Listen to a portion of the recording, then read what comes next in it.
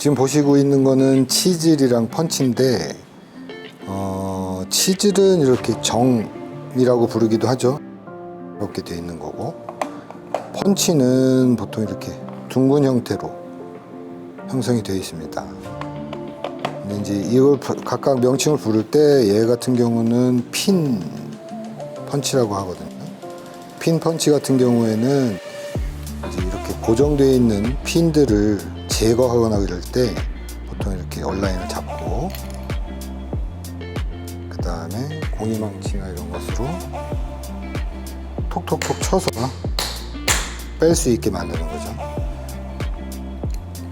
그리고 그 종류들은 이제 사이즈별로 이렇게 있어요.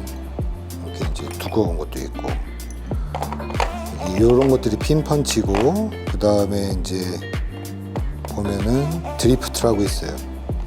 드리프트는 원뿔형으로 되어 있어요.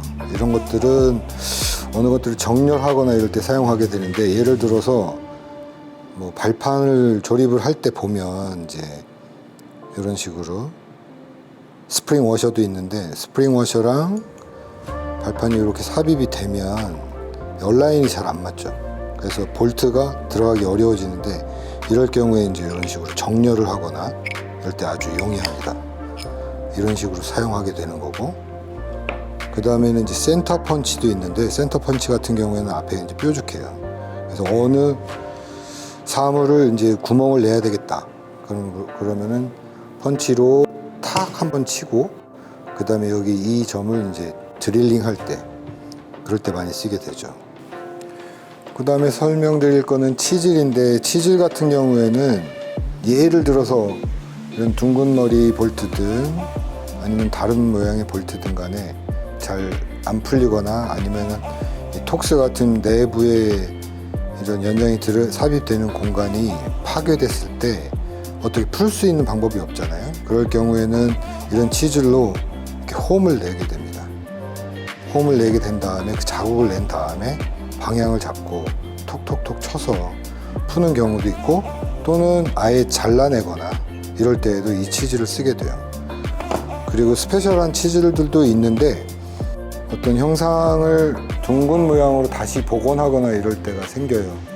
플라이 휠에 트러스트 워셔가 있는데, 거기에 펀치 자국이 있는데 그 펀치 자국을 그대로 원형으로 다시 복원하거나 할 때 이런 둥근 모양으로 다 된 그런 치즐을 사용하기도 합니다. 자, 여기까지가 치즐 설명이고요. 다음에는 플라이어에 대한 설명을 좀 해볼까 합니다. 익히 알고 있는 플라이어들은 다 그냥 우리가 쉽게 얘기하는 벤치? 뭐 이렇게 얘기를 해요. 근데 여기에 보면은 뭐 모양이 되게 다양하죠.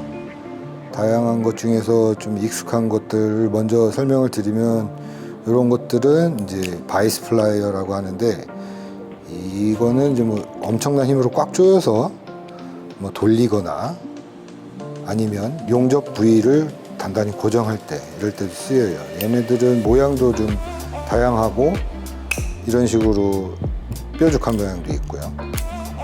아니면 이런 식으로 엄청나게 큰 것들을 잡아줄 수 있는, 그래서 바이스, 이렇게 꽉 물다라는 뜻인데 그런 바이스 플라이어들이 있고, 그 다음에 이거는 아시다시피 롱노즈 플라이어인데, 이런 거는 아주 좁은 부분에 어떤 사물을 뭐 잡거나 아니면 비틀어야 되거나 이럴 때도 많이 쓰이게 되죠. 얘네들은 되게 상당히 긴 모델들도 있어요. 그리고 얘는 제가 좀 좋아하는 건데, 덕빌이라고 해서 오리 주둥이처럼 생겨서 덕빌이라고 하는데, 이런 것들은 철판이나 뭐 이런 것들을 휘기도 하고, 아니면은 C클립이라고 그런 클립들을 뺄 때에도 잡고 있는 면적이 넓어서 작업에 용이합니다.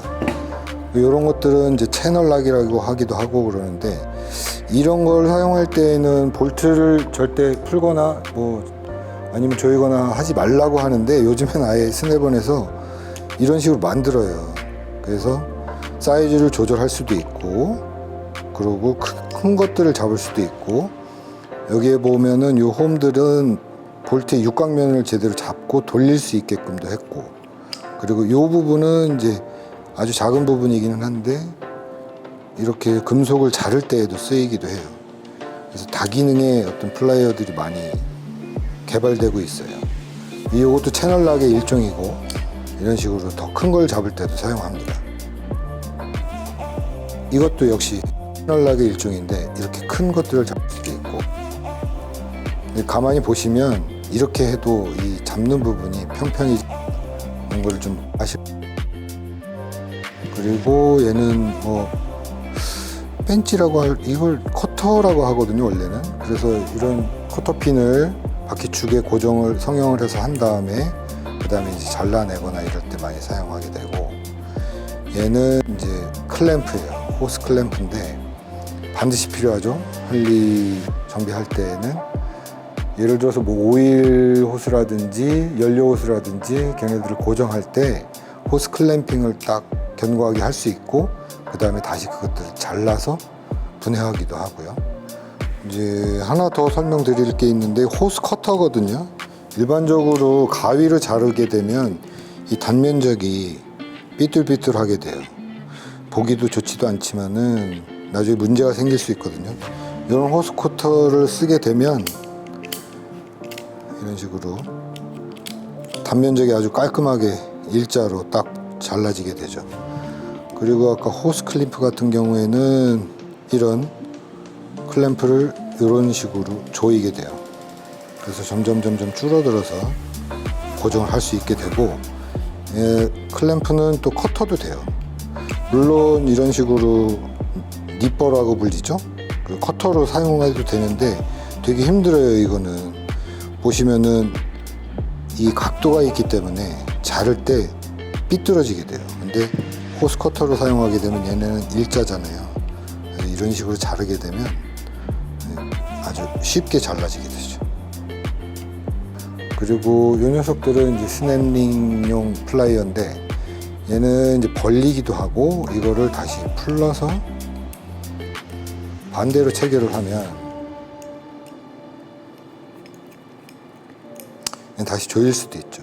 예를 들면 이렇게 해서 조일 수도 있는 거죠. 이런 식으로 조여서 푸는 방법. 인터널 방식이 있고 익스터널 방식이 있고, 그 두 가지를 병행해서 사용할 수 있는데, 작지만 얘네는 오므릴 때 사용하는 거고 얘는 오므릴 때 사용하죠.